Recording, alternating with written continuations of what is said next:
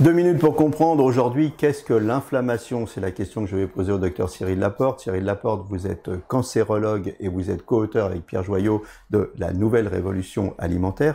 Qu'est-ce que l'inflammation et quel est le rapport entre l'inflammation et l'alimentation? Alors l'inflammation, c'est un mécanisme normal, naturel et plutôt salvateur, puisque c'est le mécanisme que l'on va avoir lorsqu'on se pique le doigt, par exemple, et que le bout du doigt devient tout rouge, il gonfle et qu'il devient douloureux. C'est un mécanisme pour éliminer le corps étranger, lutter contre les bactéries qui pourraient rentrer.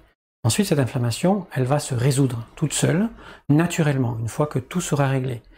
La difficulté, c'est que l'alimentation entraîne, un certain type d'alimentation, entraîne une augmentation de la porosité de l'intestin, qui va entraîner le passage de molécules dans le corps, et le corps va les reconnaître comme un corps étranger, comme il a reconnu l'épine au bout du doigt. Il va générer un mécanisme inflammatoire, de la même façon qu'au bout du doigt, avec de la chaleur, de l'inflammation.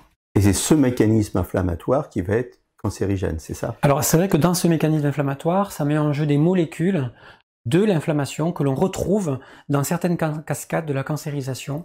Et effectivement, on a montré qu'un organisme avec une inflammation de faible grade favorisait la dissémination métastatique, par exemple, au niveau d'un cancer. Ce mécanisme inflammatoire, il va être favorisé par un certain type d'alimentation. Une alimentation souvent industrielle, qui va être aussi à prédominance d'origine animale, avec une grande quantité de gluten, par exemple, ou tout un tas d'additifs. Et effectivement, ces aliments ne sont pas reconnus par le corps, favorisent la porosité de l'intestin. Oui. Écoutez, faites attention à ce que vous mangez, frugalité, diversité, aliments bruts, voilà ce qu'il faut privilégier. La santé est dans votre assiette, on ne le dira jamais assez.